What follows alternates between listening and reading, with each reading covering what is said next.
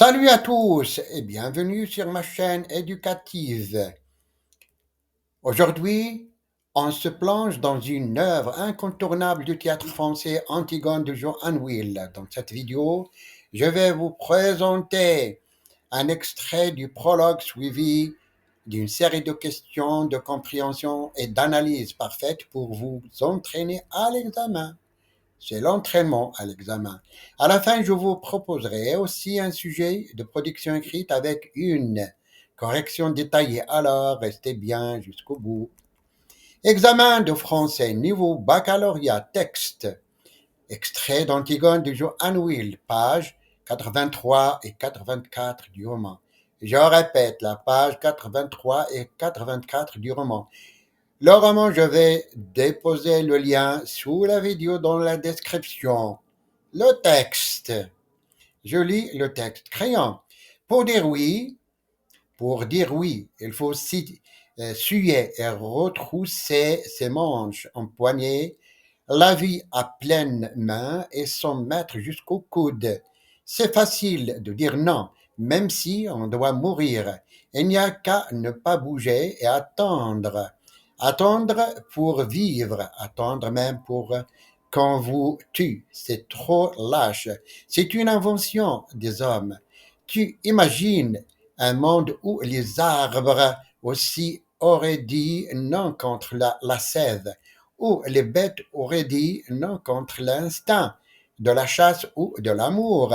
Les bêtes, elles aussi, elles, au moins, sont bonnes et simples et dures. Elles vont se pousser les unes après les autres, courageusement sur le même chemin. Et si elles tombent, les autres passent. Et il peut s'en prendre autant que l'on veut.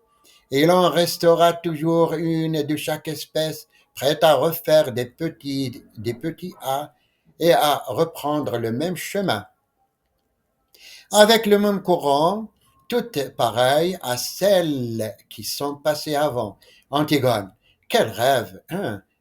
Pour un roi, des bêtes, ce serait si simple. Un silence, Crillon la regarde. Crillon, tu me méprises, n'est-ce pas? Elle ne répond pas. Il continue comme pour lui. C'est drôle. Je l'ai souvent imaginé, ce dialogue avec un petit jeune homme pâle qui aurait essayé de me tuer et dont je ne pourrais rien tirer après que du mépris. Mais je ne pensais pas que ce serait avec toi et pour quelque chose d'aussi bête. Il a pris sa tête dans ses mains. On sent qu'il est à bout de force. Écoute-moi, tout de même, pour la dernière fois. Mon rôle n'est pas bon, mais c'est mon rôle et je vais te faire tuer. Seulement, avant, je veux que toi aussi, tu sois bien sûr du tien. Tu sais pourquoi tu vas mourir, Antigone. Tu sais au bas de quelle histoire sordide tu vas signer pour toujours ton petit nom sanglant. Antigone, quelle histoire, criant, celle d'Étiocle et de Polynice, celle de tes frères. Non, tu crois la savoir, tu ne la sais pas. Personne ne la sait dans Thèbes que moi, mais il me semble que toi, ce matin, tu as aussi le droit de l'apprendre. Il rêve un temps, la tête dans ses mains, accoude sur ses genoux et les coudes sur ses genoux, on l'entend murmurer. Maintenant, on passe aux questions de compréhension. Selon Crillon, que faut-il faire pour dire oui à la vie? Question 1.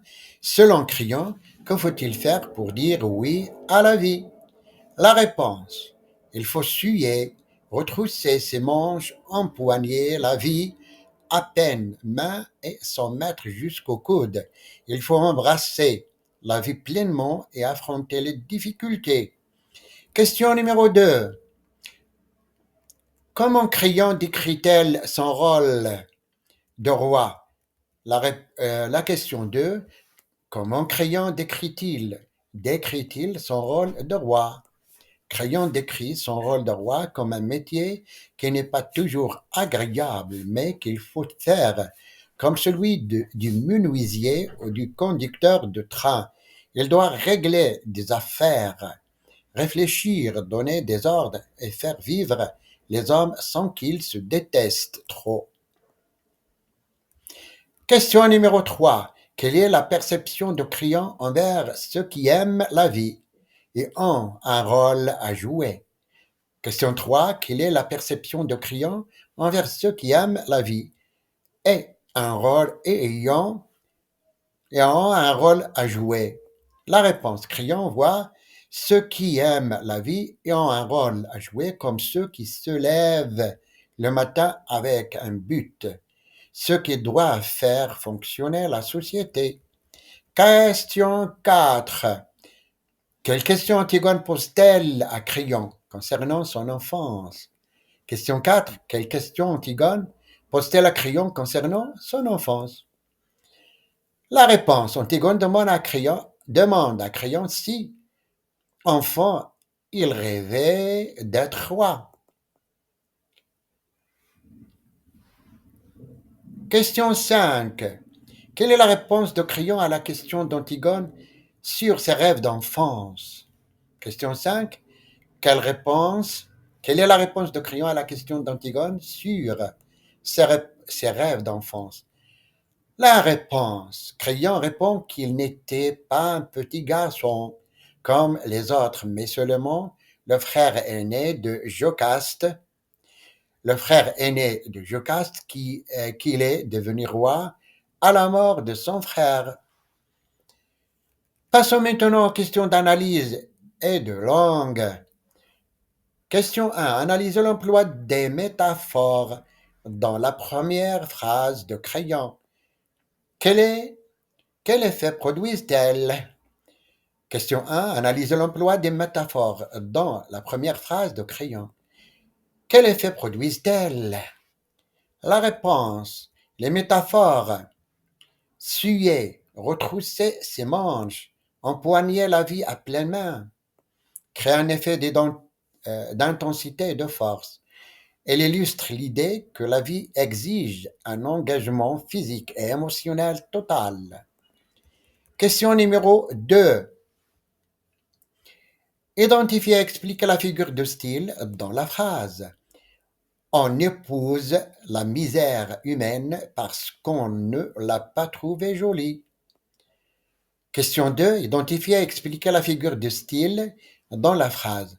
On épouse la misère humaine parce qu'on ne l'a pas trouvée jolie. La réponse. Il s'agit d'une antithèse.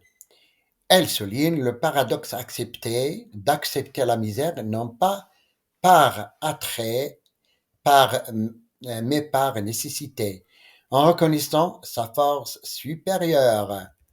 Question numéro 3. Quel niveau de langue est utilisé dans cet extrait? Justifiez votre réponse. Question 3. Quel niveau de langue est utilisé dans cet extrait? Justifiez votre réponse. La réponse. Le niveau de langue dominant est courant, avec des pointes de ce tenue. Le vocabulaire est précis et les phrases sont bien construites, mais il reste accessible et adapté à une conversation sérieuse. Question numéro 4. Expliquez l'importance du mot rôle dans le contexte de la pièce Antigone. Question 4. Expliquez l'importance du mot rôle dans le contexte de la pièce Antigone. La réponse. Le mot rôle symbolise la fonction sociale et les responsabilités que chacun doit assumer. Crayon insiste sur l'importance de jouer son rôle pour maintenir l'ordre, tandis qu'Antigone remet en question ses rôles imposés. Question numéro 5. Comment la longueur des phrases de Crayon contribue-t-elle à la caractérisation du personnage? Question 5. Comment la longueur des phrases de Crayon contribue-t-elle à la caractérisation du personnage? La réponse. Les phrases longues et détaillées de Crayon montre sa réflexion, sa complexité et sa volonté de justifier ses actions. Elle révèle un homme qui a mûrement réfléchi à sa position et ses choix. Question numéro 6. Relevez les marques de l'énonciation dans le texte. Question 6. Relevez les marques de l'énonciation dans le texte. La réponse. Les marques de l'énonciation incluent les pronoms personnels je, tu, on, les adjectifs possessifs mon frère, sa pipe et les formes verbales à la première et deuxième personne qui soulignent la relation directe entre Créon et Antigone. La question 7. Quel est le registre littéraire dominant dans cet extrait? Justifiez votre réponse. Question 7. Quel est le registre littéraire dominant dans cet extrait? Justifiez votre réponse. La réponse. Le registre littéraire dominant est le didactique et lyrique. Créon tente d'enseigner une leçon à Antigone sur la vie et le devoir, tout en exprimant ses propres sentiments et réflexions de manière poétique. Question numéro 8. Proposez un synonyme pour le mot empoigner et expliquez la nuance de sens. Question 8. Proposez un synonyme pour le mot empoigner et expliquez la nuance de sens. La réponse, un synonyme pour empoigner pourrait être saisir. Cependant, empoigner suggère une action plus vigoureuse et déterminée, tandis que saisir est plus neutre. Question numéro 9. Analysez la structure de la phrase. Elle est comme cela. Ce n'est pas un très beau rôle. Tu sais d'être roi. Quelle est sa fonction de chaque proposition? Quelle est la fonction de chaque proposition? Je répète chaque proposition. La question 9, analysez la structure de la phrase. Elle est comme cela. Premièrement, ce n'est pas un très beau rôle. Tu sais d'être roi. Quelle est la fonction de chaque proposition? 3 propositions. Ou bien 2. Première proposition, elle est comme cela et une proposition indépendante qui décrit la vie. La deuxième proposition, ce n'est pas un très beau rôle. Tu sais d'être roi est une proposition indépendante qui exprime l'opinion de Créon sur son rôle. Question numéro 10. Comment cet extrait préfigure-t-il les événements tragiques à venir dans la pièce? Question 10. Comment cet extrait préfigure-t-il les événements tragiques à venir dans la pièce? La réponse, cet extrait préfigure les événements tragiques en montrant la divergence fondamentale entre les visions de Créon et d'Antigone, leur incapacité à se comprendre et à accepter les valeurs de l'autre annoncent le conflit inévitable et la mort d'Antigone.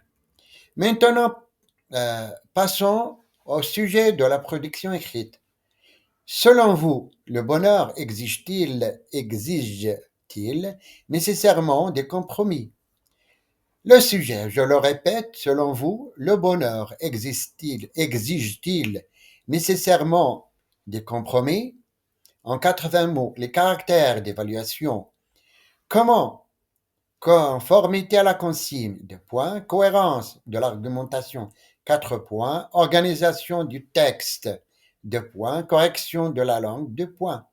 Je répète le sujet, selon vous, le bonheur exige-t-il nécessairement des compromis? Une correction possible. Le bonheur et les compromis entretiennent une relation complexe, souvent atteindre un certain équilibre et vivre en société demande d'accepter des concessions. Cependant, certains compromis peuvent aliéner nos valeurs profonde, rendant le bonheur illusoire. La clé réside dans la capacité à discerner les compromis nécessaires des renoncements destructeurs en privilégiant un bonheur authentique et aligné avec nos principes.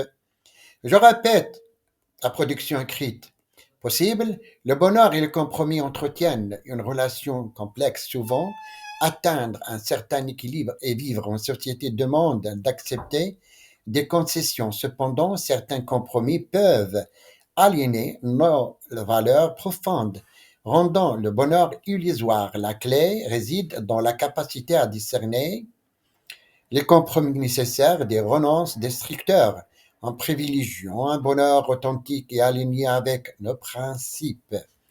Le résumé. Dans cet extrait d'Antigone, Créon tente de convaincre Antigone d'accepter la vie avec ses compromis et ses responsabilités et décrit son rôle de roi comme un devoir, un métier à accomplir. Malgré les difficultés, Antigone cependant remet en question cette vision pragmatique du bonheur, interrogeant Criant sur ses rêves d'enfant. L'échange révèle une position entre deux conceptions de l'existence, l'une basée sur le devoir et l'autre sur l'idéal. J'espère que cette vidéo, enfin, qu'il vous a aidé à mieux comprendre cet extrait d'Antigone et à vous préparer efficacement pour votre examen. Likez, abonnez-vous. Au revoir.